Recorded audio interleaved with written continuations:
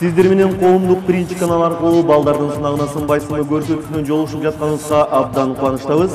Бүгүнкү биздин конок балдардын сынынан кандай өтөт болду экен? Ага барыбыз чогуу алдыдагы мүнөттөрдө күбө болобуз. Закирбек мырза, балдарга жакынсызбы? Албетте жакынмын. Сиз бүгүн балдардын канча суроосуна жооп бергенге үлгүрөм деп ойлойсуз? Эми канча суроо беришсе ошонун баарына жооп бергенге аракет кылам. Балалык күндөрүңүзгө кайрылганга даярсызбы? Албетте даярмын. Анда эмесе Закирбек мырза программанын тартиби төмөнкүчө таанышып алыңыз. Сиз берилген суроолордун ичинен бир суроону жоопсуз калтырууга укуктуусуз. Демек, бир гана суроого жооп берүүдөн баш тартсаңыз болот. Эгер жобо түшүнүктүү болсо, программаны баштасак. Айымдар жана мырзалар, балдардын сынагына сынбайсыңбы программасынын бүгүнкү каарманы 2012 жылы өткөн Ысык көл Кадырттын 2012 эл аралык фестивалынын фольклор багыты боюнча гран-принин ээси. Кыргыздын улуттук аспап болгон 3 кыл комузда кол ойноткон чебер комузчу. Өзүнүн жаштыгына карабастан көптөгөн ийгиликтерди жараткан Закирбек Дүйшөнбек уулу болот. Сиздердин кол чабыңыздар.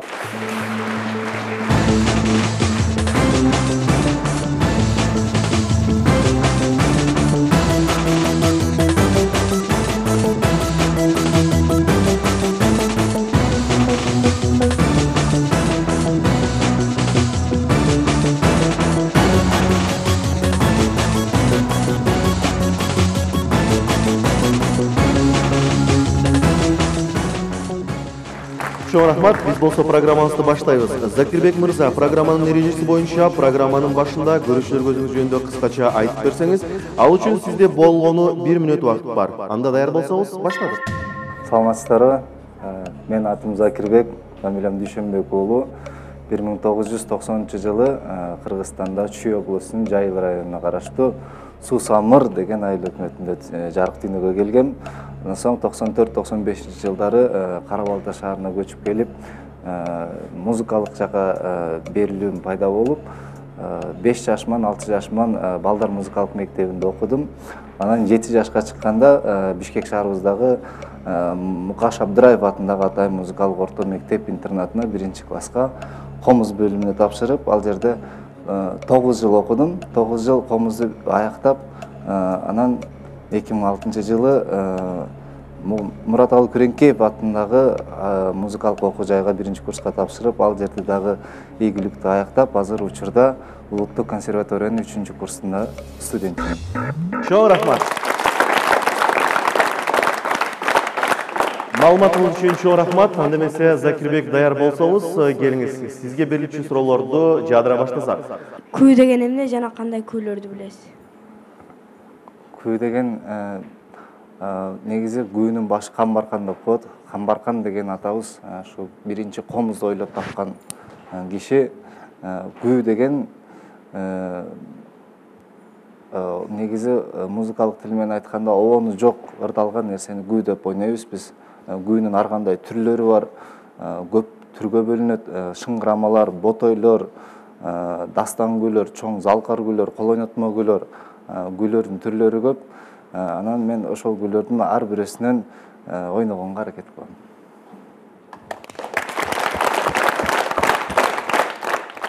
Сизди 30 февралда интервьюга чакырышса барасызбы?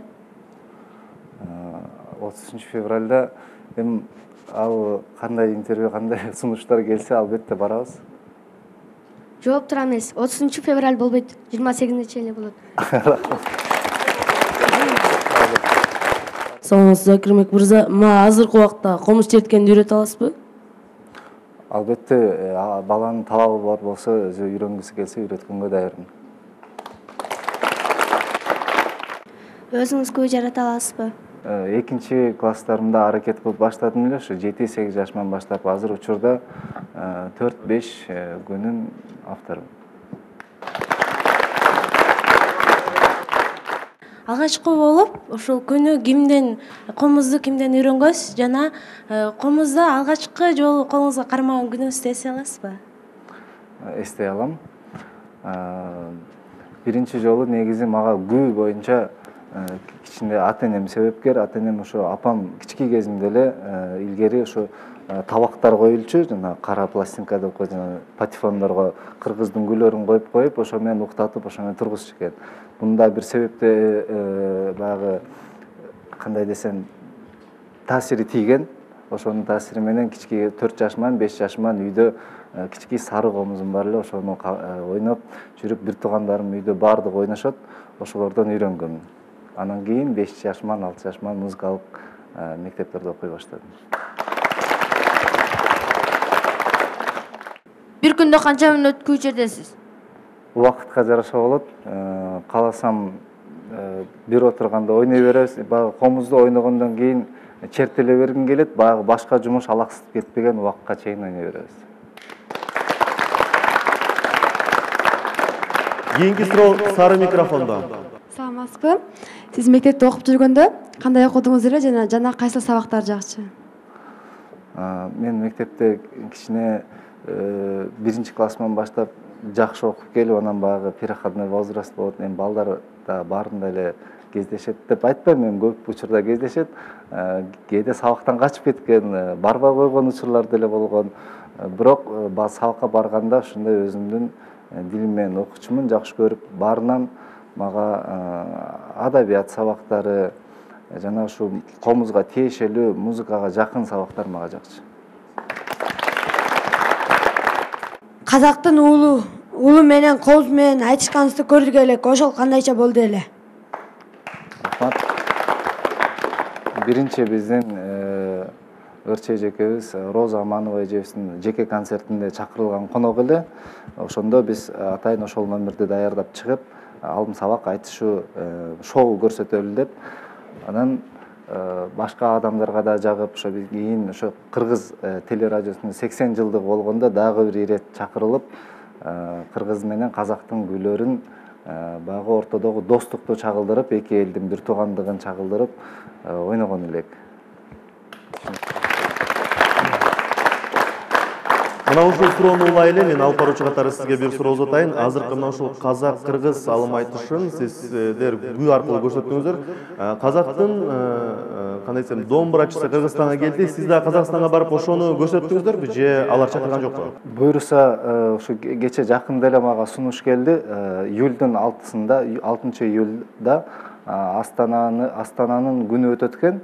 Ошол жерге чакырышты, дагы бир ирет ушу бир казактын домбура күйчүсү менен бир ирет тартуулап бергиле, күй тартыш деп коет. Бири-бириңдин ойногон күйүңдү кайталап же болбосо ушу чертишүүнү көрсөтүп бергиле деп чакырды. Буюрса, бир айдан кийин, 2 айдан кийин 6-июлда Астана шаарында болуп өтөт.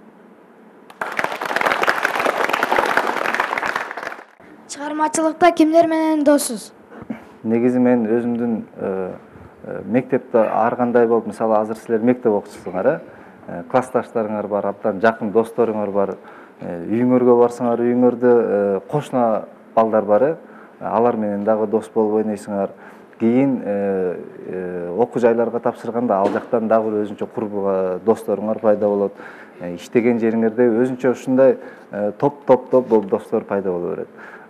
Менин досторум арасында комузчу досторум бар, ырчылардан дагы досторум бар, спорт жаатында жүргөн дагы досторум бар. Анан жанагындай классташтарым, мен баардыгын бирдей көрөм. Саламатсызбы? Сиз комузуңуз менен канча өлкөгө барып кол ойнотуп келдиңизлер? Рахмат. Европа жакта шаарларын кыдырдык. Европада билесиңер, кандай шаарлар бар. Анан биздин кошуна шериктеш өлкөлөр жана Америкага жана башка жактарга башка материктерге бара элек, ошо Евразиянын ичинде эле жүрөбүз. Рахмат. Комуз чертип жаткан соң ырдасаңыз керек, ырдап бериңизчи.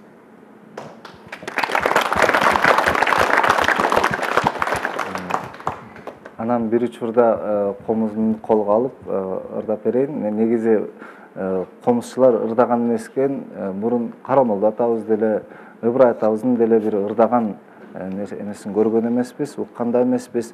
Алар чоң күйүүчүлөр болгон. Ал эми комуз кармагандан кийин негизи ырдай билиш керек. Бул сурооң туура. Эгер комуз алып келип беришсе, мен бир куплет кайтып берем. Барп Алыкуловдун сөзүнө таандык. Гүзал кыздан бир куплет ырдап берейин.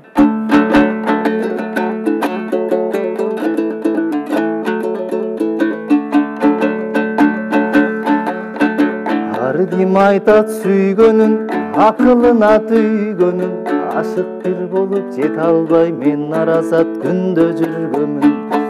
Мен дагы ырдап берейин, ашыклыктан бир сабак, дак салдың уз жүрөккө да дарт güzel актамак. Күрдөлүү жаштын иши экен, күзөдүм сүйүү чарбагын, аманат жанга белектеп мен ашыклык гүлүн кармадым. Дал ошол гүлдү беришке мен güzelдин издеп баргам. Булактан көрүп чак түштө мен булбулдай аба салгам.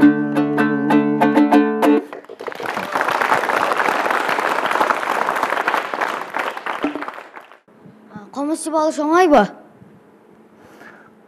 Башка улуттун ээлерин айта албайм, кыргыз үчүн оңой. Кыргыздын каны менен билген бул аспот. Энени таманда беш демекчи, сиз энеңизди канча жолу сүйүндүрүп көрдүңүз эле?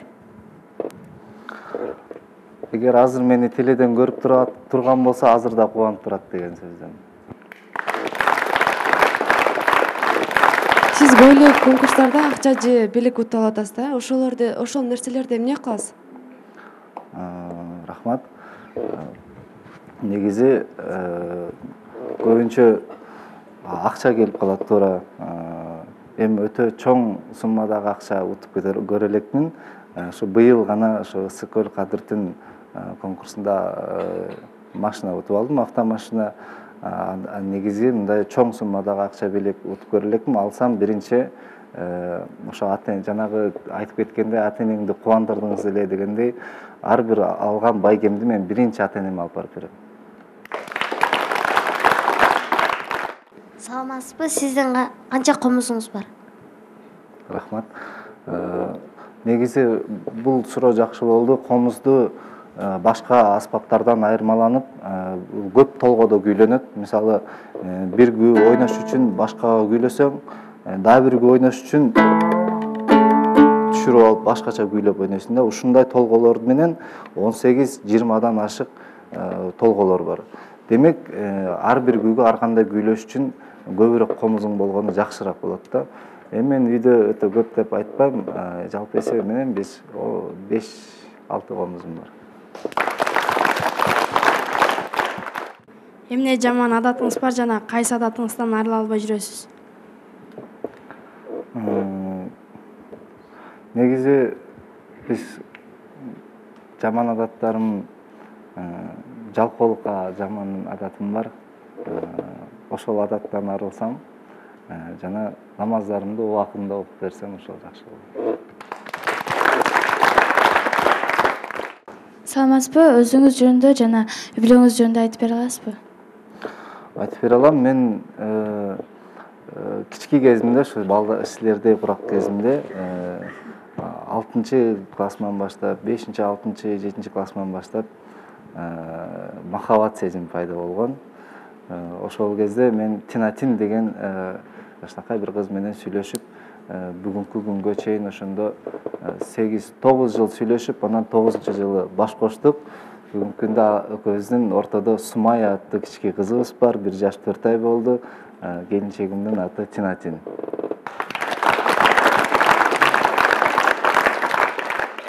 Сиз кайсыл тилдерди эң эркин сүйлөй аласыз жана билген тилдериңизде сүйлөп бербейсизби?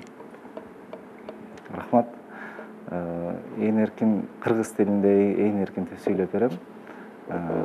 Башка тилдерде баарыбыз эле билгендей орус тилинде сүйлөйбүз. Англис тилине курска баралы деп эметип атабыз. Чет өлкөдө жүргөндө котормочуң болбосо кыйналып да каласың, ошон үчүн өзүң үйрөнгөнгө туура келет экен. Буюрса англис тилинде өздөштүрүүгө даярданып жатабыз. Азыр толук өздөштүрө элекпиз, бирок орусча, кыргызча сүйлөйбүз. Саламатсызбы? Байлык деген эмне? Байлык деген негизи байлык дегенди баягы дүнүйөгө аралаштырбайм мен. Байлык, мисалы мен атам өзү жетим өскөн. Өзүмдүн атам Дүйшөнбек Чомогулу азыр кыргыз элин дарыгер табып дарылап жүрөт чөп менен. Өзү жетим өскөн, азыр бирок эч кимиси жок болчу ошол кезде. Үйлөндү, жайланды, бала окуралы болду. Азыр учурда 9 небере, 10дон ашык небереси бар, 4 баласы бар, 3 келин, 1 күйөө баласы. Ошону менен келинчеги баарыбыз кошулуп, ошонун баары бул чоң байлык деп эсептейм. Математикадан жакшы окудуңуз беле? 50-нү 2-ге көбөйтүп 0-го бөлсө канча болот? Кандай дейсиз? 50-нү 2-ге көбөйтүп 0-го бөлсө канча болот? 50-нү 2-ге көбөйтсө 100 болот, 100 0-го бөлүнбөйт. 100 болот.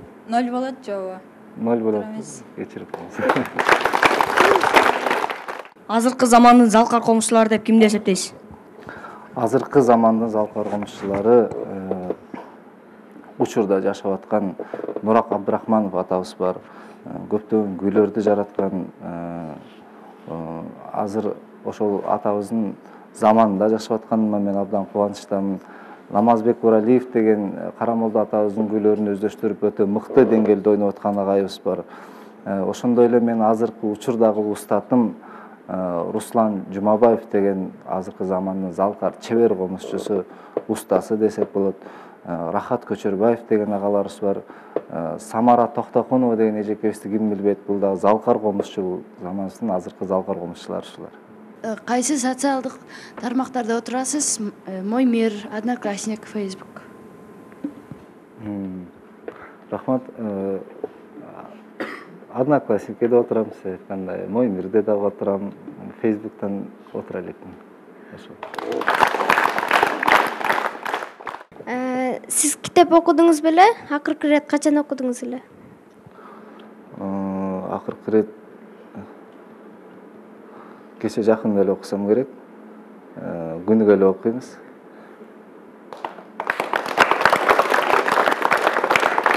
Кийинки суроо кызыл микрофондо. Көп эле чыгармачылык адамдар ыйлак болушат дешет го, сиз ыйлаксызбы? Ыйлак деп айтпайм, бул өтө сезимтал адамдар ошондой болот деп ойлойм. Неге дегенде чыгармачыл адамдар биринчиден өтө сезимтал болот, орусча тил менен айтканда чувствительный болот. Анан көп нерсеге өзүнүн жүрөгү менен ишенип, жүрөгүн коюп иши мүмкүн. Ошондуктан көзүнөн жаш чыгып кетет. Балким күй ойноп атып да чыгып кетиши мүмкүн.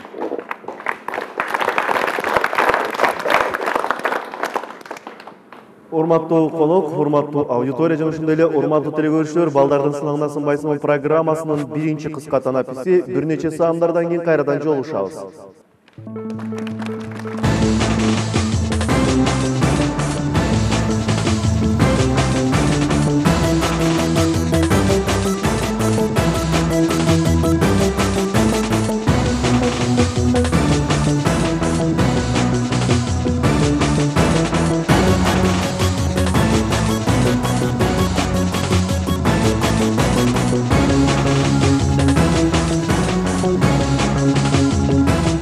Урматтуу телекөрүүчүлөр, урматтуу аудитория, биз программабызды улантабыз. Сиздер балдардын сынагына сынбайсыңбы программасын көрүп жатасыздар. Эскерте кетсем, биздин бүгүнкү каарман комузда кол ойноткон жаш чебер комузчу Закирбек Дүйшөнбек уулу. Студияда балдардын суроолоруна жооп берип жаткан учуру. Анда эмесе келиңиздер, суроолорду кайрадан уланталы. Биринчи суроо, сары микрофондо.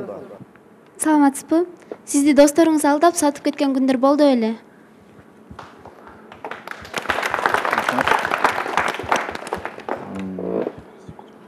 Андай учур азыр боло элек. Болбойт деп ишенем, анткени мен өзүм досторума ушундай туруктуу, ишеничтүү досторум бар. Манастын үчүлтүгүн айтып бериңизчи. Манас Семетей Сейтек дегенби? Рахмат. Жооп алдыңыз ошо, да? азыр кайсыл жерде оркестрде ойнойсуз? Мен оркестрде ойнобойм. Саламал фольклорлук ансамблинде ойноп жаткан учурум. Негизи Жаш Кербес аттуу Руслан Жумабаев агайыбыз жетектеген комушулар ансамблинде ойнойм. Кезек Кайрадан кызыл микрофондо. Саламатсызбы? Сиз өзүңүз чыгарган күйдөн чертип бере аласызбы? Чертип бере алам албетте. Мектеп жашымда чыгарган бир күйүм бар эле. 8-9 класстарында. Ал күйдүн аталышы Торпу деп аталат. Торпу деген бул ошо Кыргыздын кереметтүү жерлеринин бири. Кыргызда Токтогулда Тержайлак деген жайлоо бар. Анан ошол Тержайлак жайлоосу менен ортосун Толук деген айылдын ортосун бөлүп турган Торпу деген бийик кооз ашуу бар, бел. Түшүнөсүңөр, ашуу бел. Ошол аталышы Торпу, ошондон ашып баратып бир таасир алып, ошону кызыкты бийиктиги жана кызыктуулугу, көркөмү таасир берип, бул чыгып калган күйүлө мен ошол белди чагылдырып ойногон эмесмин. Ошо мурунку чыккан күйүмдү атын ошол белге арнап Торпу деп атап койгон.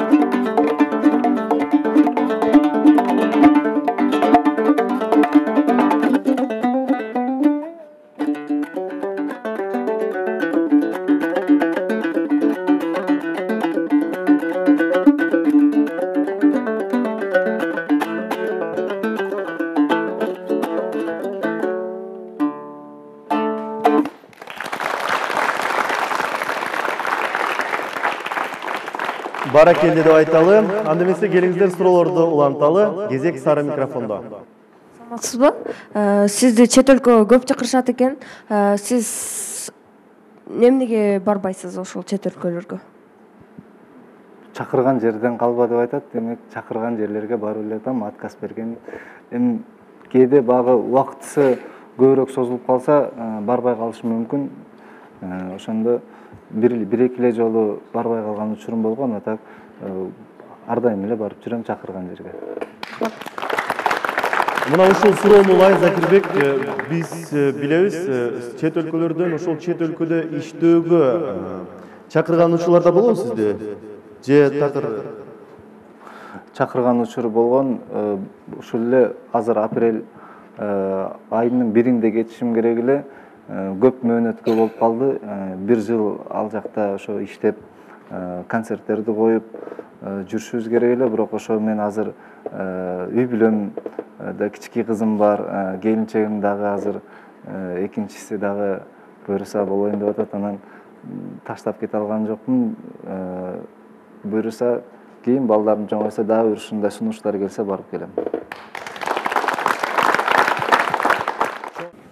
Сиз романтиксизби? Албетте. Кийинки суроо сары микрофондо. Сиз комуздан башка кандай аспаптарды ойногонду билесиз? Кыргыздын аспаптарынын баарын ойногонго аракет кылам. Үйлөм аспаптары бар, билесиңер. Кыргызда деген кандай керемет добушту берген үйлөм аспаптары бар. Оз комузу бар, эки колду кылгыяк аспаптар бар. Ошолордон ар бирөөнүн азастан ойногонго аракет кылам. Дагы бир кошумча бизде пианино сабак өтүлөт. Пианинода да ойнойм. Мурун 1-классында өзүм Абдыраев мектебине тапшырганда скрипкада окучумун. Скрипкадан да кичине 1-2 чыгарма билем.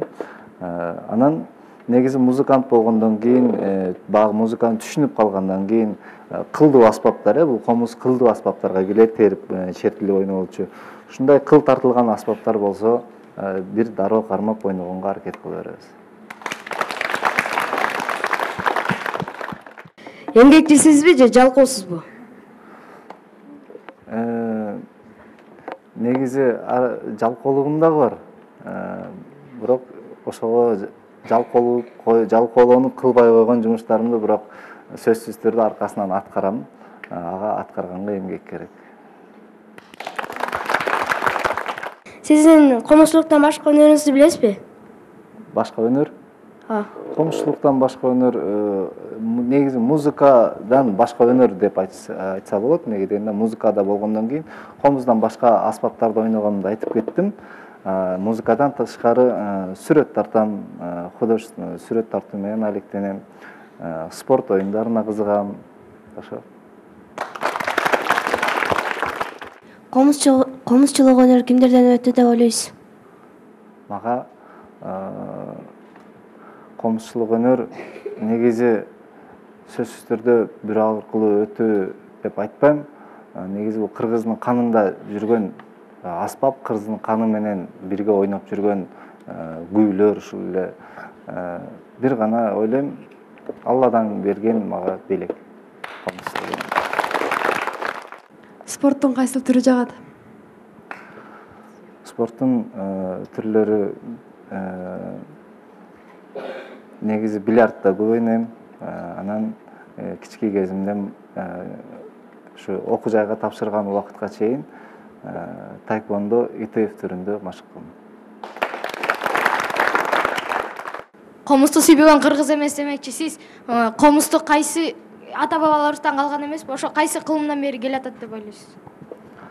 Комуз кыргыз жаралгандан кийин эле ошо бирге жаралганбы деп да ойлойм да. Анткени комуз менен бул кыргыздын тарыхын айтсаң болот. Комуздун ичинде кыргыздын тарыхы жатат. Кыргыздын тарыхы качан башталган болсо ошол мезгилде комуз бар болгон деп эсептейм. Сиз төмөнкүдө айтып кеткендей, музыкалык интернатта окупсуз. Ошо интернатта көп эле кызык күндөр өтөт. Башыңыздан эң кызык өткөн күндөрдү айтып бересизби? Рахмат. Көп күндөр өткөн экен, ошонун кайсысын айтарын билбей калдым азыр.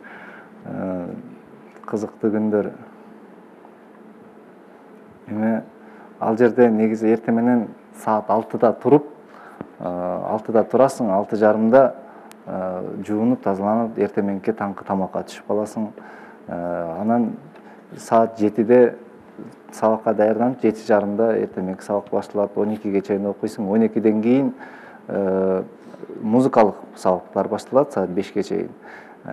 5-тен кийин ар кандай өз алдынча даярдануу жанагындай чоң класстарга чыккан хор бар, хор жалпырдаган. Ошолор менен өтүп, негизи бир күн кечке ушинтип окуу менен эле өтүп кетет. Анан кийин кызыктуу окуялар албетте силердин балдар мектеп окуучу кезибизде көп эле өткөн, ошону кандайынан айтып берсем деп. Эми интернатта окугандан кийин ата энең жанында болбогондон кийин курсагыбыз ачып, ар кандай жоруктарыбыз да болгон, столовойго кирип нан сурап жеп, ушундай кызыктуу күндөрүбүз өткөн. Ошо.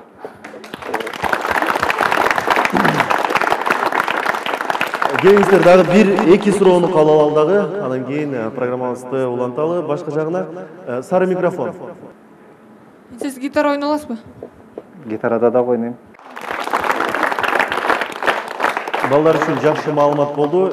Анда эмесе, урматтуу аудитория, урматтуу телекөрүүчүлөр, балдардын сынагына сынбайсың программасынын экинчи кыска танаписи бир нече саамдардан кийин кайрадан жолугушабыз.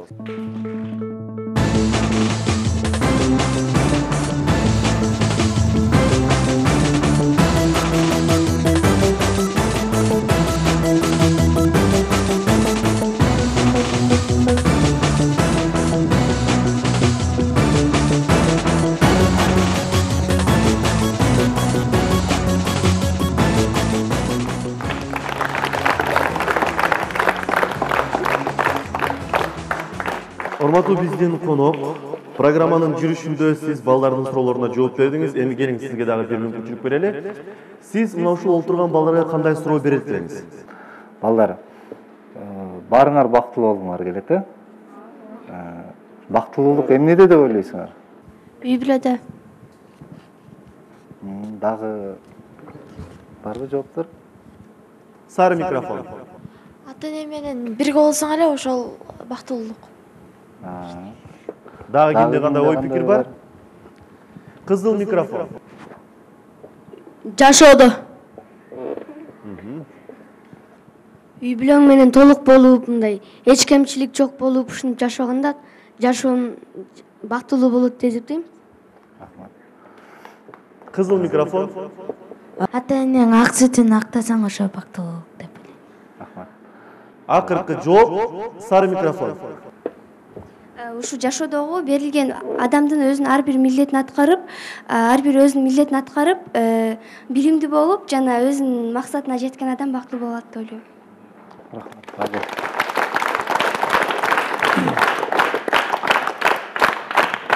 Аны эмесе Закирбек, сиз өзүңүз ойлогондой жооп алдыңызбы, ала албадыңызбы? Аны биз кийинчерээк сурайбыз. Анда келиңиздер. Эртеден бери балдар сизге суроо берип атты. Мына ушул берилген суроолордун ичинен сизге кайсы суроо жакты? Же болсо кайсы бир суроо сизди таң калтырды? Өзүңүз каалаган суроонун ээсине өзүңүз алып келген билекти берсеңиз болот. Мен ойлойм, сиз бүгүн куру кол келген жоксуз. Мага баарыңардын сурооңор жакты абдан. Баягы мектепте окуп аткан учур эле болбосо негизи чоң эле адамдардын суроолорун берип, адамды толкундатып койчу да акыбалга калтырып коеттуңар. Аны эмесе мен ошо бир башында бир жаңылышып калдым эле, өтө өзүм дагы ичимен күлкүм келип, бир кандайдыр бир нерсе пайда болду. Ошол берген жигит сенсиң, э? Атың ким эле? Адилет февраль жөнүндө мага сен сурай бердиңби? Ошол Адилет деген мырзага мен ушул белек кылгым келип атат. Мунун ичинде кичике комуз, чакан сувенир. Бул менен ойного мүмкүн эмес, бирок багы менден бир жылуу белек катары кабыл алып коесуң, э?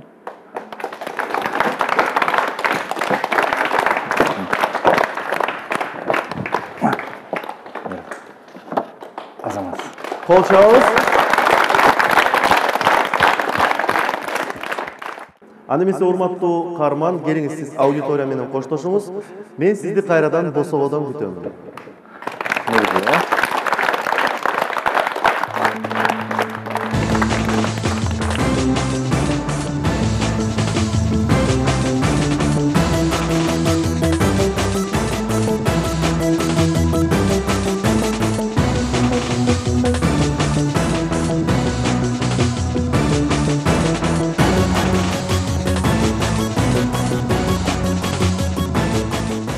Урматтуу конок, сиздин көз карашыңызды билгим келип жатат. Балдар менен балдардын тилинде сүйлөшө алдым деп ойлойсузбу? Мектеп окуучусу болуп көргөнмүн. Ал кезде кандай болгонду бүт эсимде, бирок балдар менен жакшы эле сүйлөштүм деп ойлойм мен, эгер балдар макул болушса. Кайсы суроо сиздин күлкүңүздү келтирди?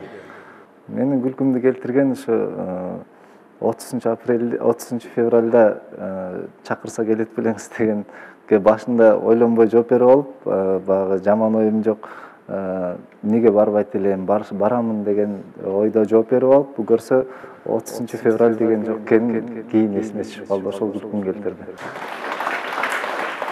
Сизге жакпаган суроо болдубу? Мага жакпаган суроо болгон жок. Чоң рахмат. Аны эмесе келиңиздер аудитория, урматтуу биздин сүйүктүү окуучуларыбыз. Бүгүн сиздер көрдүңүздөр, бизде конокто жаш комузчу Закирбек Дүйшөнбек уулу болду. Сиздер берген суроого Закирбек кандай жооп берди? Ал мүмкүн кандайдыр бир деңгээлде суроолорго жооп бербей коюп атты, же кандайдыр бир деңгээлде жашырып атты. Сиздер бүгүнкү биздин конокко ынандыңыздарбы? Кимде кандай ой пикир бар? Чын жүрөктөн жооп берди деп ойлойм, бирок бизди канааттандыра алды. Ачык эле жооп берди, жана мага комуз черткен абдан жакты. Закирбек мырза суроолорго так жооп берди. Дайыма эле ушинтип өнөрүңүз өркүндөй берсин демекчимин. Мен ойлойм, жакшы эле жооп берди деп. Оюндагы нерсени жашырбай, таза чынчыл жооп берди. Биздин берген суроолорубузга бардыгына эле туура жооп жана так жооп берди. Сиздин келгениңизге рахмат, ыраазыбыз. Закирбек демек биздин аудиториянын купулуна толгон экен. Кийинки ой пикирди угалы, сары микрофон. Закирбек мырза жакшы эле ачык жооп берди, бирок биз тартынчаак экенин байкадык. Мына ушундай. Акыркы жооп кызыл микрофондо. Закирбек мырза аябай чынчыл жооп берди жана мага комуш жеткен жакты. Урматтуу аудитория, сиздерге терең ыраазычылыгыбызды билдиребиз. Сиздердин ой пикирлериңизди биз уктук. Сиздердин ой пикирлериңизди бир гана биз эмес, бүгүнкү биздин каарманыбыз болгон жаш комузчу Закирбек да укту. Бүгүнкү балдардын сынагына сынбайсың программасына келип катышып, сиз мына ушул мүнөттөрдүн ичинде 31 суроого жооп бериптирсиз. Демек бул чек эмес. Биз эгер сизди кайрадан ушул аудиторияга чакырсак, кайра келип катышып бергенге даярсызбы? Аябай сүйүнүчтө келип катышып берем. Чоң рахмат. Анда эмесе Закирбек программанын жоосу боюнча биздин каарман программаны жыйынтыктайт. Ал үчүн сизде 30 секунд убакыт бар. Бүгүнкү программа жөнүндө ой пикириңиз. Бүгүнкү программа мага абдан жакты. Бу жердеги отурган балдар дагы өздөрүнүн мектеп окуучу экенине карабастан ушундай суроолорду берип, алардан өзүнөн улуу адамдарды кичине тайсалдаттырып койгонуна абдан мен кубандым. Неге дегенде ушундай окуучуларыбыз, жакшы окуган мектеп окуучулары бар, келечектер. Мисалы мен чоң картайып кеттим деп айткан жокмун дагы. Эми булар келечектер да, булардын жанында отуруп сүйлөшкөн мага абдан жакты. Ар бир келген конокко абдан жагып, ушул жерден бир рахат алып кетет го деген ойдомун. Эскерте кетсем, бүгүнкү балдардын сынынан 2012-жылы өткөн Ысык көлдө Кадыр Түн эл аралык фестивалынын фольклор багыты боюнча гран-принин ээси. Кыргыздын улуттук аспап болгон 3 кыл комузда кол ойноткон чебер комузчу Закирбек Дүйшөнбек уулу болду. Биз сиздер менен коштошобуз. Кайрадан кийинки программада дагы бир кызыктуу инсан менен жолукканча аман туруңуздар.